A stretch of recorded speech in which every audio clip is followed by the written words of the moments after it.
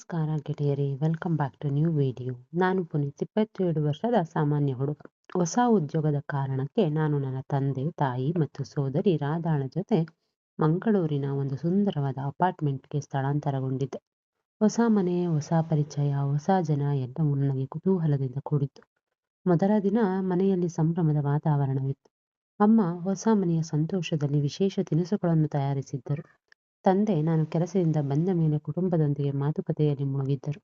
ರಾಧಾ ತನ್ನ ಕೊಠಡಿಯಲ್ಲಿ ಅಲಂಕರಿಸುವ ಉತ್ಸಾಹದಲ್ಲಿದ್ದಳು. ಎಲ್ಲವೂ ಖುಷಿಯಾಗಿದ್ದರು. ಆದರೆ ರಾತ್ರಿ ಎಲ್ಲ ಮುಗಿದ ನಂತರ ನನಗೆ ನಿದ್ರೆ ಬರಲಿಲ್ಲ.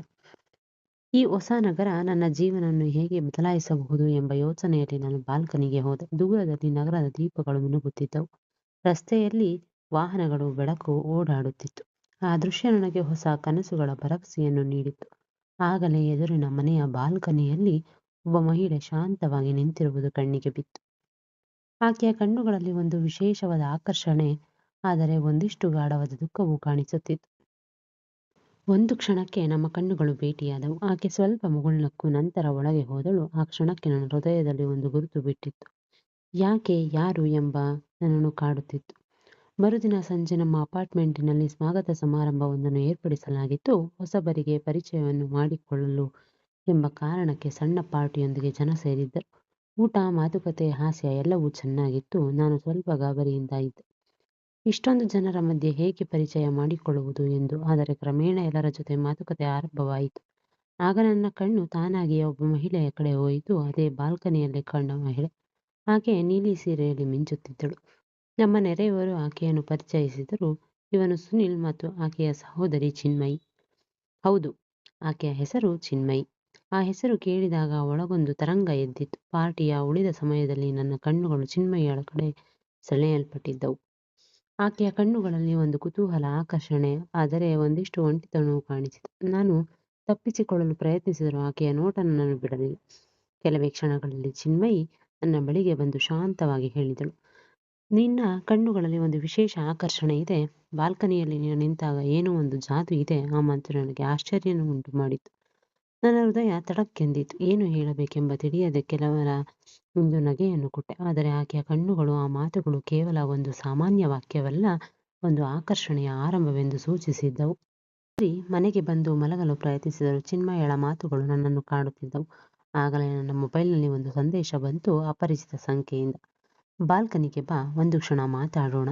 ನನ್ನ ಹೃದಯದ ಬಡಿತ ಏರಿತು. ನಿಧಾನವಾಗಿ ಬಾಲ್ಕನಿಗೆ ಹೋದೆ. ಎದುರಿನ ಬಾಲ್ಕನಿಯಲ್ಲಿ ಚಿನ್ಮಯಿ ನಿಂತಿದ್ದಳು. ಚಂದ್ರನ ಬೆಳಕು ಆಕೆಯ ಮೇಲೆ ಬಿದ್ದು ಆಕೆಯನ್ನು ಇನ್ನಷ್ಟು ಸುಂದರವಾಗಿ ಕಾಣಿಸುತ್ತಿತ್ತು.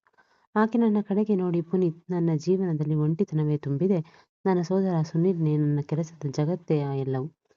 ಆದರೆ ನಿನ್ನ ಕಣ್ಣುಗಳಲ್ಲಿ ನಾನು ಒಂದು ಹೊಸ ಆಸೆಯನ್ನು ಕಂಡಿದ್ದೇನೆ. ನಿನ್ನ ಜೊತೆ ಮಾತನಾಡುವಾಗ ನನಗೆ ಜೀವನದ ಖುಷಿ ಸಿಗುತ್ತದೆ ಎಂದಳು.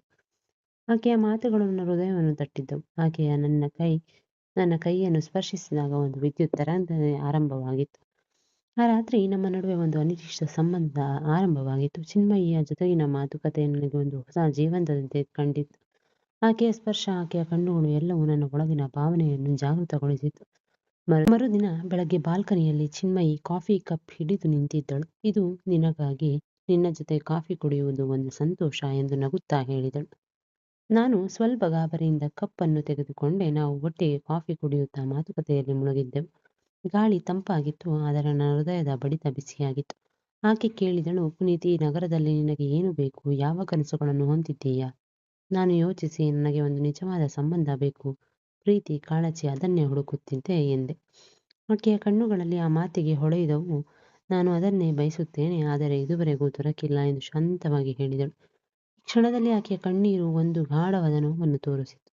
ಅಷ್ಟರಲ್ಲಿ ಬಾಲ್ಕನಿಗೆ ಒಂದು ಶಬ್ದವಾಯಿತು. ಅಮ್ಮ ಕರೆದರು. ಪುನೀತ್, ನಿನ್ನ ಹಳೆಯ ಸ್ನೇಹಿತ ಕಾರ್ತಿಕ್ ಬಂದಿದ್ದಾನೆ, ಒಳಗೆ ಬಾ. ಕಾರ್ತಿಕ್ನನ್ನು ಭೇಟಿಯಾದಾಗ ಸಂತೋಷವಾಯಿತು. ಅವನು ನನ್ನ ಕಾಲೇಜಿನ ಆತ್ಮೀಯ ಸ್ನೇಹಿತ. ಆದರೆ ಕಾರ್ತಿಕ್ನ ಮುಖ ಗಂಭೀರವಾಗಿತ್ತು. ಪುನೀತ್, ಎಚ್ಚರಿಕೆಯಿಂದಿರು, ಜನರು ನಿನ್ನ ಬಗ್ಗೆ ಮಾತನಾಡುತ್ತಿದ್ದಾರೆ. ಚಿನ್ಮಯಿಳ ಜೊತೆ ನೀನು ಹೆಚ್ಚು ಸಮಯ ಕಳೆಯುತ್ತಿರುವೆ ಎಂದು ಆಕೆಯ ಸಹೋದರ ಸುನಿಲ್ ಕಠಿಣ ವ್ಯಕ್ತಿ. ಇದು ಗೊತ್ತಾದರೆ ತೊಂದರೆಯಾಗಬಹುದು ಎಂದನು. ಆ ಮಾತು ನನ್ನ ಬಳಗೆ ಭಯವನ್ನು ತುಂಬಿತ್ತು. ನಾನು ತಪ್ಪಾದ ದಾರಿಯಲ್ಲಿ ಸಾಗುತ್ತಿದ್ದೇನೆಯೇ ಎಂದು ಯೋಚಿಸಿದೆ. ಆ ಸಂಜೆ ಬಾಲ್ಕನಿಗೆ ಹೋದಾಗ ಚಿನ್ಮಯಿ ಅಲ್ಲಿ ನಿಂತಿದ್ದಳು. ಆದರೆ ಕಾರ್ತಿಕ್ನ ಮಾತುಗಳು ನನ್ನ ಮನಸ್ಸಿನಲ್ಲಿ ಕಾಡಿದವು. ನಾನು ಸ್ವಲ್ಪ ದೂರದಿಂದ ನಿಂತೆ. ಚಿನ್ಮಯಿ ನನ್ನ ಕಣ್ಣುಗಳ ಬದಲಾವಣೆಯನ್ನು ಗಮನಿಸಿ, ಪುನೀತ್, ಏನಾಯಿತು? ಯಾಕೆ ದೂರ ನಿಂತಿದ್ದೀಯಾ? ನನ್ನ ಮೇಲೆ ನಂಬಿಕೆ ಇಲ್ಲವೇ ಎಂದು ಕೇಳಿದಳು. ನಾನು ಮೌನವಾಗಿದ್ದೆ. ಆಕೆ ಶಾಂತವಾಗಿ, ನೀನು ದೂರವಾದರೆ ನಾನು ಒಡೆದು ಹೋಗುತ್ತೇನೆ ಎಂದಳು. ಆಕೆಯ ಧ್ವನಿಯಲ್ಲಿ ಒಂದು ಗಾಢವಾದ ನೋವಿತ್ತು. ನಾನು ಏನು ಹೇಳಬೇಕು ಎಂದು ತಿಳಿಯದೆ ಕಂಗಾಲಾದೆ. ಕಾರ್ತಿಕ್ನ ಮಾತುಗಳು, ಚಿನ್ಮಯಿಯ ಭಾವನೆಗಳು ನನ್ನ ಮನಸ್ಸನ್ನು ಗೊಂದಲಕ್ಕೀಡು ಮಾಡಿದ್ದವು.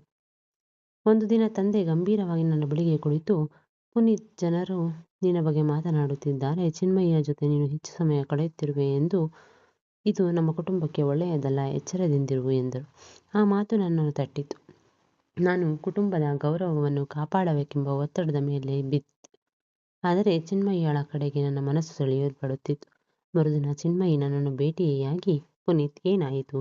ನೀನು ಬದಲಾದಂತೆ ಕಾಣುತ್ತಿದ್ದೀಯಾ ಎಂದು ಕೇಳಿದಳು. ನಾನು ತಡಕಾಡುತ್ತಾ, ಜನರು ನಮ್ಮ ಬಗ್ಗೆ ತಪ್ಪಾಗಿ ಯೋಚಿಸುತ್ತಿದ್ದಾರೆ. ನನ್ನ ತಂದೆಯು ಎಚ್ಚರದಿಂದಿರು ಎಂದು. ಚಿನ್ಮಯಿಯ ಸ್ವಲ್ಪ ಮೌನವಾಗಿದ್ದಳು. ನಂತರ ನನ್ನ ಕಣ್ಣುಗಳನ್ನು ನೋಡಿ, ಪುನೀತ್, ಜನರ ಮಾತಿಗೆ ಬದುಕುವುದನ್ನು ಹಾಳು ಮಾಡಿಕೊಂಡರೆ ನಮ್ಮ ಜೀವನ ನಮ್ಮದ್ದೇ ಆಗಿರದು.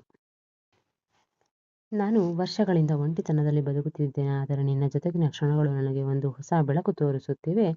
ಈ ಖುಷಿಯನ್ನು ಕಳೆದುಕೊಳ್ಳಲು ಇಷ್ಟವಿಲ್ಲ ಎಂದಳು. ಆಕೆಯ ಧೈರ್ಯ ನನಗೆ ಆಶ್ಚರ್ಯವನ್ನು ಉಂಟು ಮಾಡಿತು. ಆದರೆ ಅಪಾರ್ಟ್ಮೆಂಟಲ್ಲಿ ಗಾಸಿಪ್ಗಳು ತಾರಕಕ್ಕೇರಿದ್ದವು. ಕೆಲವು ನಮ್ಮ ಕಡೆಗೆ ಕಣ್ಣು ಮಿಟುಕಿಸುತ್ತಿದ್ದರು, ಕೆಲವರು ಗುಸುಗುಸು ಮಾತನಾಡುತ್ತಿದ್ದರು. ಚಿನ್ಮಯಿ ಇದನ್ನೆಲ್ಲ ಗಮನಿಸಿ ಒಂದು ದಿನ ನನ್ನ ಬಳಿ ಬಂದು, ಪುನೀತ್, ಈ ಗಾಸಿಪ್ಗಳ ನಡುವೆ ಬದುಕುವುದು ಕಷ್ಟ. ನಿನ್ನ ಜೊತೆಗಿನ ಕ್ಷಣಗಳು ನನ್ನ ಜೀವನದ ಏಕೈಕ ಸಂತೋಷ. ನಾನು ಒಂದು ದೊಡ್ಡ ನಿರ್ಧಾರಕ್ಕೆ ಬಂದಿದ್ದೇನೆ ಎಂದಳು. ನಾನು ಆತಂಕದಲ್ಲಿ, ಯಾವ ನಿರ್ಧಾರ ಎಂದು ಕೇಳಿದೆ. ಆಕೆ ನನ್ನ ಕೈಯನ್ನು ಗಟ್ಟಿಯಾಗಿ ಹಿಡಿದು, ನಾನು ಈ ಒಂಟಿತನದಿಂದ ಹೊರಬರಬೇಕು. ನಿನ್ನ ಜೊತೆಗಿನ ಕ್ಷಣಗಳು ನನಗೆ ಒಂದು ಆಸರೆ. ಏನೇ ಆದರೂ ನಾನು ನಿನ್ನ ಜೊತೆಗಿರಲು ಬಯಸುತ್ತೇನೆ ಎಂದಳು. ಆಕೆಯ ಮಾತುಗಳು ನನಗೆ ಒಳಗೆ ಒಂದು ಬಿರುಗಾಳಿಯನ್ನೇ ಎಬ್ಬಿಸಿತ್ತು. ಸಂತೋಷ, ಭಯ, ಗೊಂದಲ ಎಲ್ಲವೂ ಒಂದೇ ಕ್ಷಣದಲ್ಲಿ ಸೇರಿತ್ತು. ಆ ರಾತ್ರಿ ನನಗೆ ನಿದ್ದೆಯೇ ಬರಲಿಲ್ಲ. ಚಿನ್ಮಯಿಯ ಮಾತುಗಳು ನನ್ನ ಮನಸ್ಸಿನಲ್ಲಿ ಮರುಕಳಿಸಿದ್ದವು. ಆಕೆ ನಿಜವಾಗಿಯೂ ಎಲ್ಲವನ್ನೂ ಬಿಟ್ಟು ನನ್ನ ಜೊತೆ ಬರುತ್ತಾಳೆಯೇ? ಈ ಆಲೋಚನೆಯೇ ನನ್ನನ್ನು ಕಾಡಿತ್ತು. ಆದರೆ ಜನರ ಗಾಸಿಪ್ಗಳು, ನೆರೆಹೊರೆಯವರ ಕಣ್ಣುಗಳು, ಕುಟುಂಬದ ಒತ್ತಡವು ಎಲ್ಲವೂ ನನ್ನ ಮೇಲೆ ಭಾರವಾಗಿತ್ತು. ಮರುದಿನ ಬೆಳಗ್ಗೆ ಎದುರಿನ ಮನೆಯ ಸುನಿಲ್ ನಮ್ಮ ಮನೆಗೆ ಬಂದಿದ್ದ. ಅವನ ಮುಖ ಗಂಭೀರವಾಗಿತ್ತು. ಅವನು ತಂದೆಯ ಜೊತೆ ಮಾತನಾಡುತ್ತಿದ್ದ. ನಿಮ್ಮ ಮಗ ಪುನೀತ್ ನನ್ನ ಸಹೋದರಿಯ ಜೊತೆ ಹೆಚ್ಚು ಸಮಯ ಕಳೆಯುತ್ತಿದ್ದಾನೆ. ಇದು ನಿಮ್ಮ ಕುಟುಂಬಕ್ಕೆ ಒಳ್ಳೆಯದಲ್ಲ. ದಯವಿಟ್ಟು ಅವನಿಗೆ ದೂರ ಇರಲು ಹೇಳಿ ಎಂದನು. ತಂದೆಯ ನೋಟದಲ್ಲಿ ಕೋಪ, ನೋವು ಮತ್ತು ಎಚ್ಚರಿಕೆ ಇತ್ತು. ನಾನು ಏನು ಮಾತನಾಡಲೇ ಮೌನವಾಗಿದ್ದೆ. ಆ ಸಂಜೆ ಚಿನ್ಮಯಿ ಬಾಲ್ಕನಿ ಖಾಲಿಯಾಗಿತ್ತು. ಚಂದ್ರನ ಬೆಳಕಿನಲ್ಲಿ ಆಕೆಯ ಕಣ್ಣುಗಳು ಕಾಣದೆ ನನಗೆ ಒಂಟಿತನವಾಗಿತ್ತು. ಮರುದಿನ ಬೆಳಗ್ಗೆ ಒಂದು ಆಘಾತಕ್ಕೆ ಸುದ್ದಿ ಬಂತು. ಚಿನ್ಮಯಿ ಮನೆಯಿಂದ ಹೊರಟು ಹೋಗಿದ್ದಳು. ಯಾರಿಗೂ ಏನು ಹೇಳದೆ, ಒಂದು ಟಿಪ್ಪಣಿಯನ್ನು ಬರೆದಿರಲಿಲ್ಲ. ಆಕೆ ಕಾಣೆಯಾಗಿದ್ದಳು. ಸುನಿಲ್ ಪೊಲೀಸರಿಗೆ ದೂರು ಕೊಟ್ಟಿದ್ದನು. ನೆರೆಹೊರೆಯವರು ಗುಸುಗುಸು ಆರಂಭಿಸಿದರು. ಇದೆಲ್ಲ ಪುನೀತ್ನಿಂದ ಆಯಿತು. ಆಕೆಯನ್ನು ಪ್ರೀತಿಸಿ ಎಳೆದುಕೊಂಡು ಹೋಗಿದ್ದಾನೆ ಎಂದು. ಆ ಮಾತುಗಳು ನನ್ನ ಹೃದಯವನ್ನು ಚುಚ್ಚಿದವು. ಆ ರಾತ್ರಿ ನಾನು ಮಲಗಲಾಗಲಿಲ್ಲ. ಚಿನ್ಮಯಿ ಎಲ್ಲಿದ್ದಾಳೆ? ಆಕೆ ಸುರಕ್ಷಿತವಾಗಿದ್ದಾಳೆಯೇ? ನಾನೇ ಆಕೆಯ ಜೀವನವನ್ನು ಹಾಳು ಮಾಡಿಸಿದ್ದೇನೆ. ಈ ಪ್ರಶ್ನೆಗಳು ನನ್ನನ್ನು ಕಾಡುತ್ತಿದ್ದವು. ಆಗ ಬಾಗಿಲಿನ ಶಬ್ದವಾಯಿತು. ತೆರೆದು ನೋಡಿದೆ ಕಾರ್ತಿಕ್. ಅವನ ಕಣ್ಣುಗಳು ಕೆಂಪಾಗಿದ್ದವು. ಪುನೀತ್, ಚಿನ್ಮಯಿ ಎಲ್ಲವನ್ನೂ ಬಿಟ್ಟು ಹೋಗಿದ್ದಾಳೆ. ಆಕೆ ನಿನ್ನನ್ನು ತುಂಬಾ ಪ್ರೀತಿಸಿದ್ದಳು. ನಿನ್ನಿಂದಲೇ ಆಕೆ ಹೊಸ ಜಾಸ್ತಿ ಜಗತ್ತನ್ನು ಕೊಟ್ಟಿದ್ದಳು. ಆದರೆ ಸಮಾಜದ ಭಯದಿಂದ ಆಕೆ ಏನೂ ಹೇಳಲಿಲ್ಲ. ನಿನಗೆ ತೊಂದರೆಯಾಗಬಹುದೆಂದು ಆಕೆ ಈ ದಾರಿಯನ್ನು ಆಯ್ದುಕೊಂಡಳು ಎಂದನು. ನಾನು ಮೌನವಾಗಿದ್ದೆ. ಕಾರ್ತಿಕ್ ಮುಂದುವರಿಸಿದ. ಚಿನ್ಮಯಿ ನಿನಗೆ ಕೇವಲ ನೆರೆಹೊರೆಯವಲ್ಲ, ಆಕೆಯ ಬದುಕಿನ ಒಂದು ಬೆಳಕಾಗಿದ್ದೆ. ಆದರೆ ಈಗ ಆಕೆ ಎಲ್ಲಿದ್ದಾಳೆ ಎಂದು ಯಾರಿಗೂ ಗೊತ್ತಿಲ್ಲ. ಆ ರಾತ್ರಿ ನಾನು ಬಾಲ್ಕನಿಗೆ ನಿಂತು ಆಕಾಶವನ್ನು ನೋಡುತ್ತಿದ್ದೆ. ಚಂದ್ರ ಇನ್ನೂ ಮಿನುಗುತ್ತಿದ್ದ. ಆದರೆ ಚಿನ್ಮಯಿಯ ಕಣ್ಣುಗಳು ಎಂದೂ ಕಾಣಲಿಲ್ಲ.